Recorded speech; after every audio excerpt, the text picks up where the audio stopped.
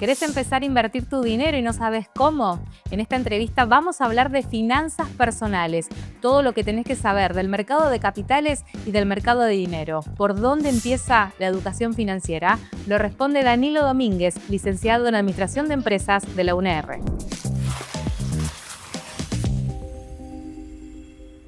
Cuando uno habla de educación financiera es pensar en el ahorro, ¿no? A la hora de uno querer invertir es primordial tener identificado, bueno, cuál es mi nivel de ahorro, ¿no? Y cuál es mi perfil.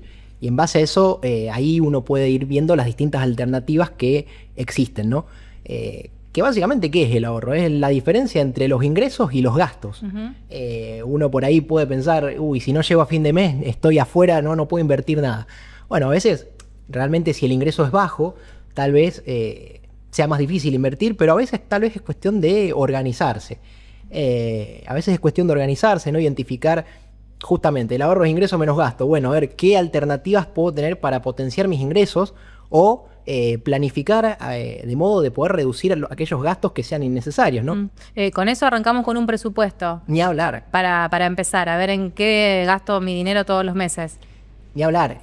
Muchísima gente, bueno, por ahí, tal vez en esos casos, por ahí utilizan un Excel, ¿no? Donde van marcando uno a uno todos los gastos que van teniendo, ¿no? Gastos fijos, gastos variables. Hay otras alternativas, por ejemplo, conozco gente que a través de Mercado Pago va haciendo reservas de su dinero con distintos fines, ¿no? Ya sea vacacionar, ya sea pagar algún servicio, ¿no? Digamos, las alternativas son, hay siempre, bueno, existen distintas reglas, ¿no? Que depende, a veces se van adaptando al perfil de cada uno. Hay una regla que es la del 50-30-20, ¿no? ¿Cómo sería? La regla del 50-30-20 implica que, bueno, por ejemplo, que el 50% del ingreso uno lo puede destinar a hacer gastos fijos, ¿no? Ya sea pagar el alquiler, los servicios, bueno, impuestos, el seguro del auto. El 30% del ingreso puede destinarse a realizar gastos variables, alguna salida, comprar alguna ropa, y el 20% dedicarlo al ahorro. Desde ya que esta regla después se aplica a cada persona, ¿no? Conversábamos que tal vez una persona que vive con los padres es un 50-30-20 al revés, ¿no? Que por ahí puede ahorrar el 50% de sus ingresos. Depende mucho el perfil de cada uno. Y para ahorrar, para empezar a invertir y para empezar a generar un rendimiento, ¿tengo que pensar en un monto mínimo? Bueno, realmente hay alternativas para cada bolsillo, digo yo. Desde ya que dependiendo del instrumento al que uno quiera invertir, hay algunos que tienen algunos mínimos, hay otros que no. Por ejemplo, muchísima gente ingresó o está empezando a invertir a partir de las billeteras virtuales, como puede ser Mercado Pago, donde uno ingresa el dinero, selecciona la opción de activar rendimientos y ya a partir de ahí el dinero le va generando un beneficio. Sí. Y bueno, ahí no hay monto mínimo, pero sí hay otros instrumentos más sofisticados en los que sí se establece un mínimo para uno poder ingresar. Danilo, uno habla de invertir y empieza a hablar de finanzas personales y dice, bueno, esto no es para mí, la verdad, es muy complejo, se lo dejo a alguien que sabe, que ha estudiado. ¿Es así? ¿O cualquier persona investigando un poquito puede empezar a cambiar un poco su economía? Bueno, eso es hay varios mitos que rodean a la hora de invertir. Uno de esos es ese, ¿no? Que uno tiene que tener conocimiento especializado para poder invertir. Pienso lo siguiente, siempre saber es mejor, siempre educarse es mejor, pero sí hay una realidad, es que una persona puede ir, bueno, hay distintos cursos que uno puede realizar para poder conocer más. Es importante la educación financiera desde el nivel secundario, ¿no? Eso ni hablar. Y básicamente es importante saber, por ahí alguien que no sabe tanto bien puede acercarse a un agente y puede ser asesorado comercialmente para que le indiquen en qué le conviene invertir más. Pero bueno, depende de cada persona. ¿Por dónde arrancaría una persona que recién se mete en el mundo y dice, bueno, quiero empezar, tengo 100 pesos, 1000 pesos, vamos a poner 1000 pesos todos los meses que me los puedo empezar a reservar, ¿no? Por algo chico, doy un ejemplo con un dinero para que se entienda, ¿no? Y a partir de ahí, ¿qué hacer? ¿Cómo arrancás? Bien, el primer paso para uno poder invertir es evaluar su perfil de inversor. ¿Esto qué quiere decir? es poder hacerse esas preguntas, ¿no? Definir, a ver, ¿qué objetivo tengo? ¿Yo qué objetivo quiero cumplir con estos 1.000 pesos que voy separando mes a mes? ¿Quiero cambiar el auto? No, bueno, supongamos con 1.000 pesos quedamos medio cortos, pero Claro. ¿qué objetivo tengo? ¿Quiero cambiar el auto? ¿Estoy dispuesto a dejar estos 1.000 pesos por más de 3 meses, por más de 6 meses, ¿no? Entonces, a partir de esas preguntas que uno se va haciendo, conoce su perfil. Hay personas que son más aversas al riesgo, hay gente que está dispuesta a aceptar riesgos más altos, digamos, para obtener mayores rendimientos. Hay personas que le huyen al riesgo y prefieren un rendimiento más seguro. Entonces, el primer paso es conocer qué perfil y qué horizonte de inversión tengo. Bien, hay gente que realmente tiene una moneda que le sobra, la deja el fin de semana, el lunes la retira. Hay gente que por ahí invierte para poder hacerse un fondo de pensión, ¿no? Siempre que está ahora muy en boga el hecho de que las jubilaciones dentro de 50 años no van a ser suficientes, las pensiones estatales, ¿no? Mucha gente opta por hacer un fondo de reserva, ¿no? Para poder tener una jubilación mejor el día de mañana. Entonces, primero y principal eso. Segundo, digo yo, bueno, abrirte una cuenta. No, ya sea si uno invierte a través del home banking o bien invierte a través de un agente de bolsa, ¿no? El segundo paso es abrirte una cuenta. Y acá hay una cuestión muy interesante, ¿no? A la hora de invertir. El sistema financiero tiene dos grandes ramas. El mercado de dinero, por un lado, donde uno encuentra a los bancos, por ejemplo, y el mercado de capitales, ¿no? Ambos con sus instrumentos, ambos con sus alternativas.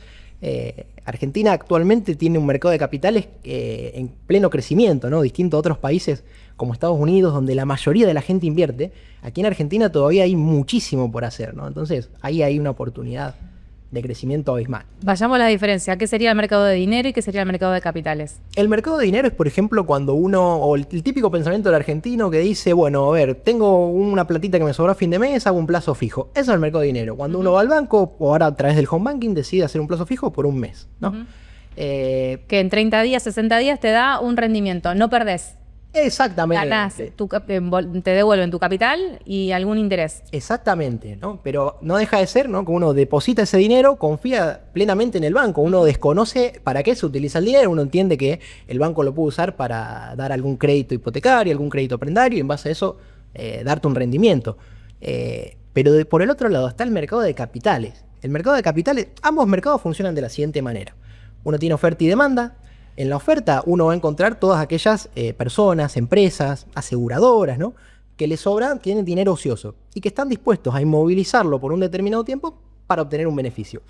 En el lado de la demanda uno tiene también empresas, personas, ¿no? Personas jurídicas, personas físicas, el mismo Estado, que tienen necesidad de financiamiento. Y entonces acuden al mercado para obtener el dinero y pagar a cambio un beneficio. El mercado de capitales lo que tiene, a diferencia del mercado de dinero, es que uno puede, dependiendo del instrumento al que elige invertir, pero puede conocer a quién le está prestando el dinero, puede conocer para qué se va a utilizar ese dinero. Hablamos, por ejemplo, de las empresas, por ejemplo. A mí me gusta me gusta preguntarles a amigos, conocidos, ¿no? Ponerlos en una situación hipotética de, si vos tuvieras una empresa y necesitas dinero, ¿qué es lo que harías? La mayoría te dice, voy al banco y saco un crédito. Sí, está bien, es una forma de financiarte. Pero vos sabías que a través del mercado de capitales podés emitir obligaciones negociables y también financiarte. Es una forma distinta de financiamiento. Con la diferencia, ¿no? Que en el banco, cuando uno va y pide un préstamo, el banco te fija el plazo, te fija las condiciones, te fija incluso hasta un tope para ese dinero. En cambio, cuando uno emite una obligación negociable, es la empresa la que pone las condiciones y el mercado, ¿no? Los inversores son las que la terminan referendando, ¿no? ¿Qué sería una obligación negociable? La obligación negociable es deuda, no deja de ser deuda de empresa, ¿no? Uno cuando habla de bonos, ¿no? Nacen de los bonos. Los bonos son deuda, que puede ser pública o privada. Si es deuda pública, recibe el nombre de títulos públicos, es la deuda que emite el Estado, ¿no? Cuando uno escucha el Estado Nacional... ¿Va a pagar el Estado o no va a pagar? Bueno, esa es otra pregunta también, ¿no? Ni hablar, ¿no? Generalmente se dice que, bueno, Argentina es un caso particular, pero en general los bonos del Estado son los instrumentos libres de riesgo, ¿no? Porque uno entiende que el Estado rara vez va a no cumplir sus deudas, ¿no? Habría que ver qué pasó en el 2001 y bueno, cuestiones así, ¿no? Pero en general los bonos son el instrumento libre de riesgo, ¿no? Porque el garante no deja de ser el Estado nacional. O provincial o municipal, ¿no? Dependiendo. Y por el otro lado de los bonos está, cuando es deuda privada, es deuda de empresas. Esas son las obligaciones negociables. ¿no? Las obligaciones negociables lo que tiene es que una empresa dice, necesito este monto de dinero, estoy dispuesto a pagar esta tasa y a devolverlo de la siguiente manera, digamos. Y lo que tiene de importante es que acá la empresa tiene que aclarar para qué va a usar ese dinero. Entonces uno como inversor, si elige depositar, o sea, prestarle ese dinero a la empresa, sabe para qué se está utilizando su dinero, a diferencia del plazo fijo tradicional que uno desconoce, digamos. Antes de seguir con el mercado de capitales, vamos al mercado de dinero, el que es creo que es el que uno empieza cuando empieza a invertir, ¿no? De poner un plazo fijo, de tener rendimientos día a día. Bueno, ¿por dónde arrancamos ahí? ¿Qué se puede hacer? ¿Cuáles son las opciones y que no tengan riesgo? Que yo sepa que ese dinero vuelve a mí. Bien, siempre yo claro, ¿no? Que siempre uno quiere invertir, siempre, bueno, hay, ya sea en los bancos o si uno se quiere abrir una cuenta en un agente de bolsa, siempre hay asesores comerciales, digamos, y dueños de mercado de capitales que, bueno, los pueden hacer recomendaciones dependiendo del perfil. Claro. Uno, por ejemplo, si invierte en un banco, los home banking generalmente tienen distintas alternativas. Uno cuando va a la solapa de inversiones puede invertir en plazos fijos, ¿no? Hay algunos bancos que tienen en la solapa de inversiones llamativamente la compra-venta de dólares, ¿no? Que ahí uno puede hacerse la pregunta de, pero ¿comprar dólares realmente es una inversión? ¿No? ¿O es más bien ahorro?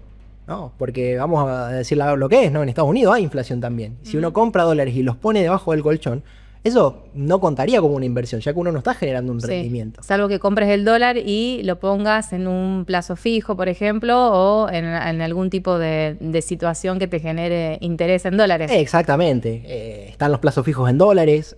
Hay también fondos comunes de inversión que reciben el nombre de money market, ¿no? Son estos fondos. ¿Qué es un fondo común de inversión? Es distintos inversores, ¿no? Integran dinero para que lo administre, ¿no? Una sociedad que recibe el nombre de sociedad gerente. Por ejemplo, cada banco tiene una sociedad gerente que se encarga de administrar este dinero en pos de generar un beneficio a todos aquellos que invierten su dinero. Los fondos money market son aquellos fondos en los que uno ingresa el dinero y lo puede rescatar, ¿no? En el momento. Por ejemplo, Mercado Pago, la billetera de Mercado Pago, ¿no? Que uno le va generando el rendimiento, en realidad lo que tiene atrás, cuando activa la opción de generar rendimientos, lo que está accediendo es a tener ese dinero invertido en un fondo común de inversión money market, de cero también. Pero bueno, alternativas hay como también inversores, ¿no? Sí, claro. Yo tengo un dinero, llegó el viernes, sé que no lo voy a usar en todo el fin de semana. ¿Qué hago? ¿Lo dejo ahí en mi cuenta bancaria o hago algo para que me dé algún rendimiento y el lunes, martes de la semana que viene, cuando lo necesite, tenga un poquito más? Bueno, hay mucha gente que por ahí tal vez comete un error de decir, o por ahí es un pensamiento más de los abuelos, ¿no? De nuestros abuelos, de decir, cobro el sueldo, cobro la jubilación, retiro todo el dinero, ¿no? Hoy en día, sobre todo, bueno, tengo amigos conocidos que generalmente no manejan dinero en efectivo, lo dejan rindiendo. Más allá de, bueno, una cuestión, por ahí por una cuestión inflacionaria de Argentina, que resulta incómodo tener dinero en efectivo, ¿no? Por ahí para tener 10.000 pesos uno tiene que tener un toco de dinero bastante considerable. Mucha gente lo deja rindiendo al dinero durante el fin de semana. Mucha gente por ahí elige lo que son las billeteras virtuales, que te da un rendimiento dependiendo el monto del capital que vos tengas invertido y los días que lo dejes.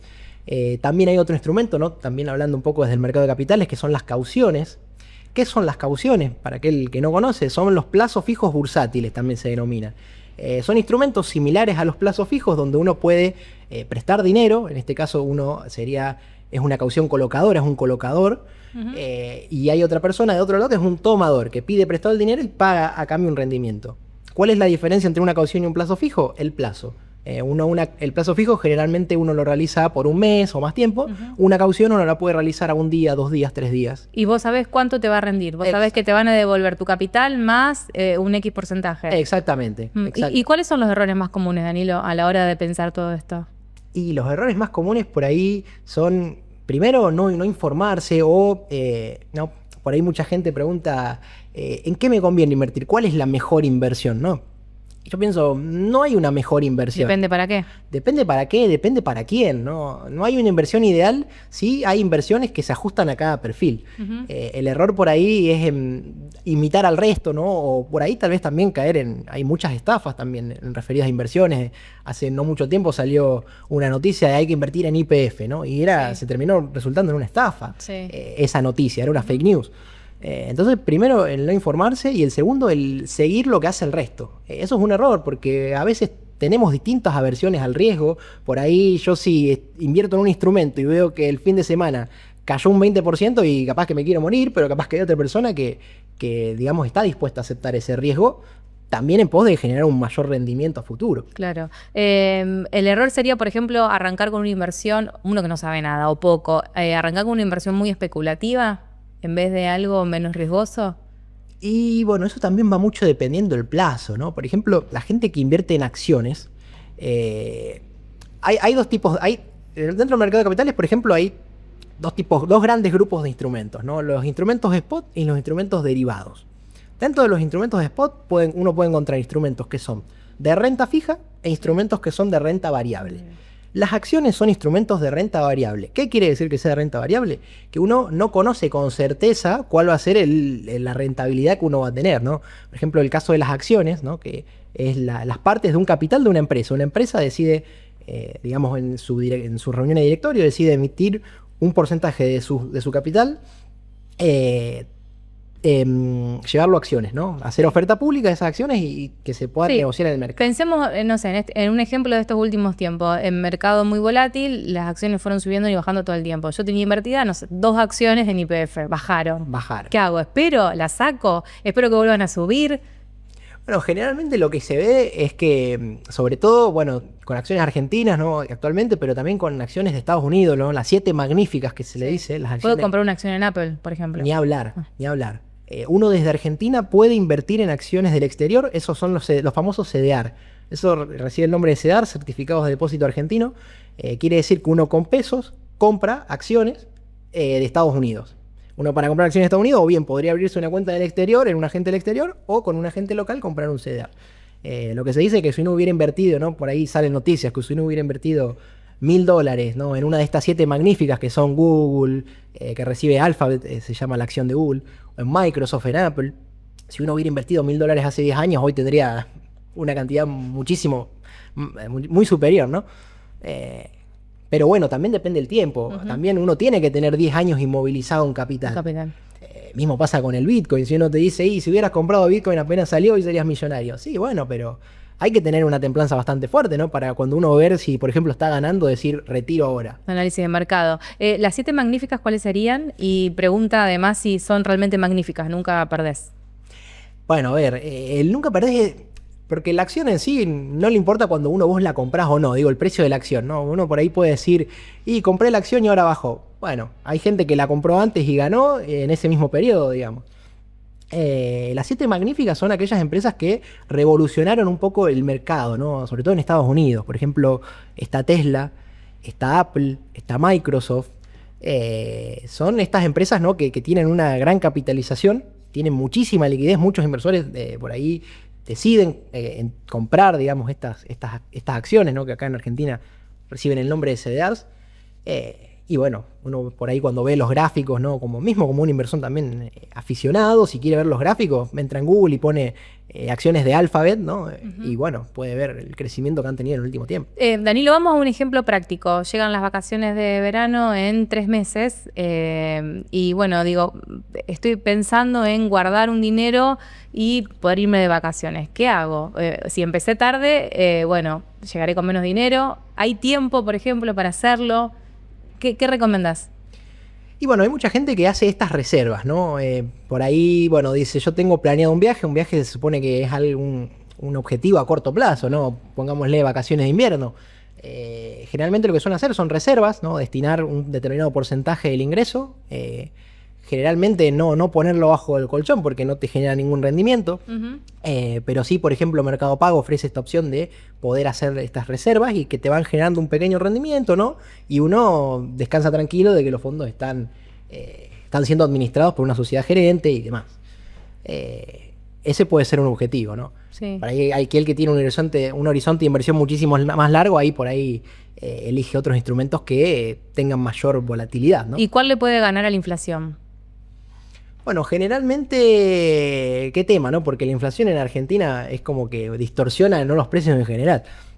Generalmente, a ver, las personas que invierten en fondos money market, porque uno cuando invierte en un fondo común de inversión, la ventaja que tiene es que puede buscar el reglamento de gestión y ver en qué va a invertir el fondo. Es decir, el fondo no puede invertir en cualquier cosa, dependiendo el riesgo que tenga, también son los instrumentos en los cuales puede invertir y no se puede alejar de ese reglamento de gestión. Generalmente los fondos de bajo riesgo, los money market, invierten en plazos fijos, invierten en instrumentos que en sí no tienen un mayor volatilidad.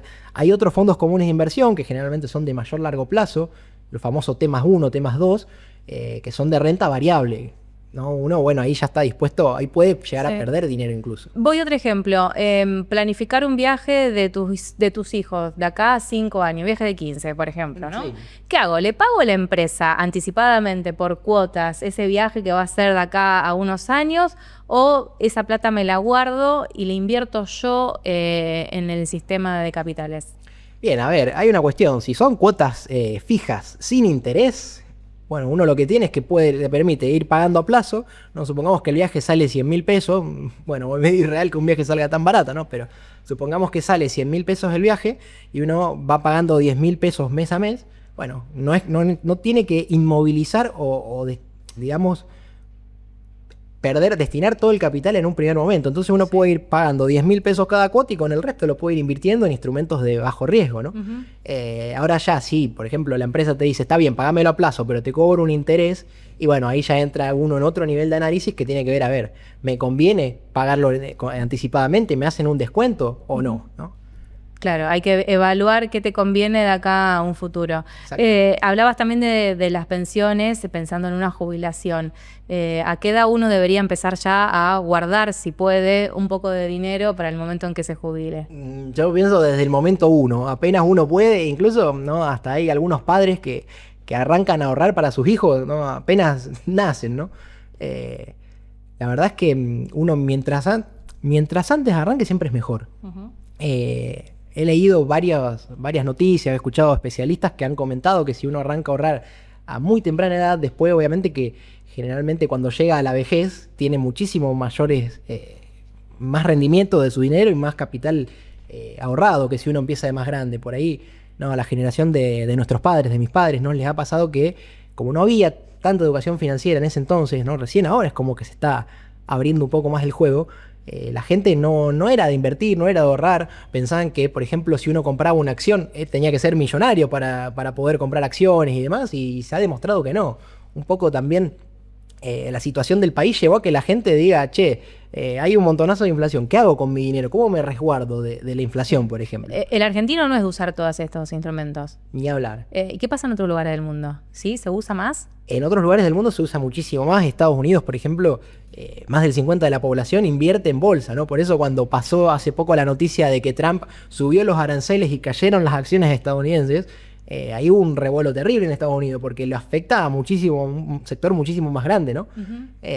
Distinto a la Argentina, que por ahí caen las acciones y es un grupo más reducido, ¿no? Sí. El que sufre. Claro.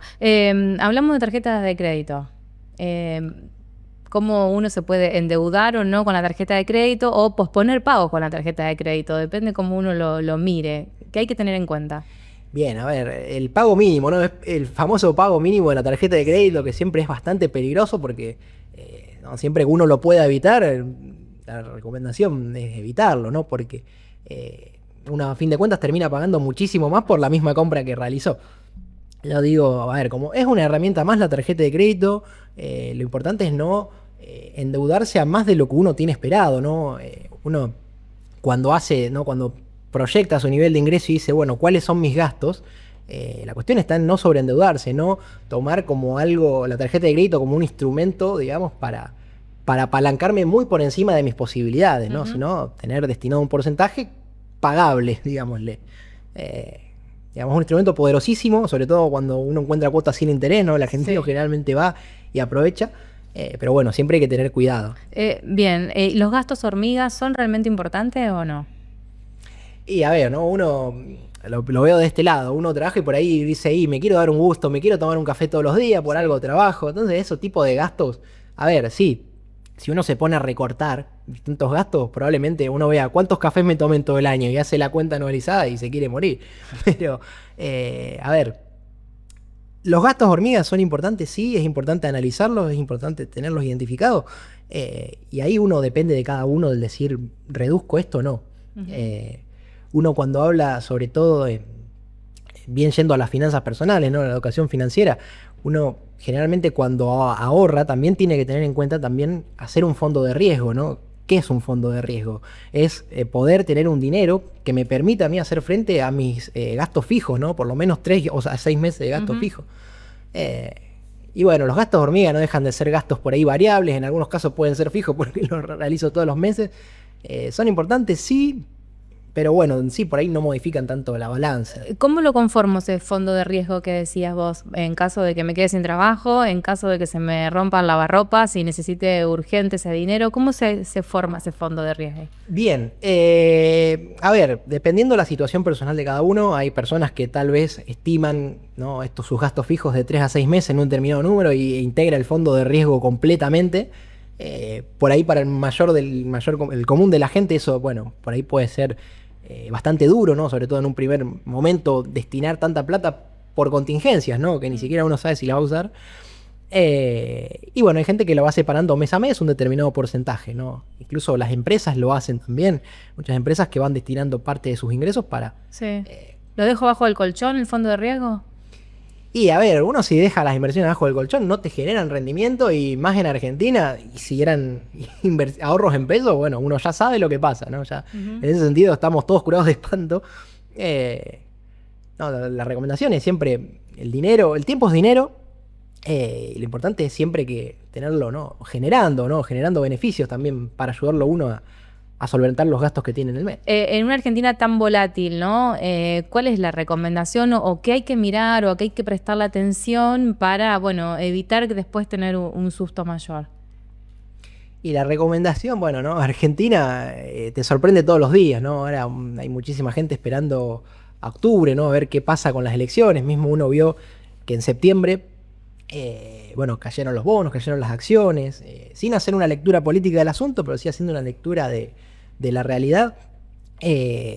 No, Argentina siempre tiene sus sorpresas, ¿no? Yo creo que lo importante es estar informado, lo importante es tener bien en claro cuáles son mis objetivos. Por ahí la caída de las acciones en septiembre, bueno, si yo tengo pensado invertir ese dinero de acá a 10 años, va a ser una cuestión micro en un panorama muchísimo más amplio, ¿no? Generalmente cuando uno invierte en instrumentos de renta variable, como son las acciones, los CDRs, lo hace con un horizonte de inversión muchísimo más largo, mayor a un año. Entonces, no se analiza lo que es la coyuntura, digamos, en ese tipo de instrumentos. Por ahí otros instrumentos que son de corto plazo, bueno, ahí uno opta más. Depende del tipo de inversor. Por ejemplo, los famosos traders.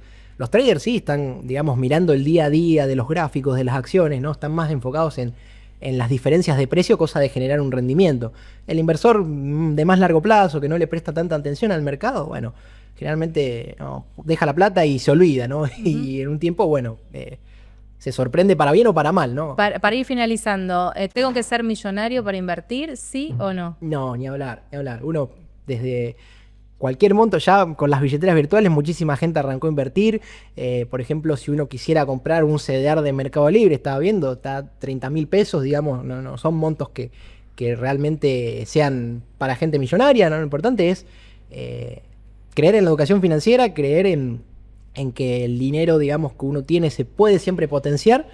Y bueno, informarse, hacer cursos, siempre conocer suma. Así que... ¿Dejar el dinero quieto? No. No, y no es recomendable, Depende, ahí si hay gente que le da su seguridad dejar el dinero abajo del colchón, no, allá cada uno, pero en sí, al menos particularmente yo, no opto por esa opción. Gracias, Danilo. Muchas gracias a ustedes, Evelyn.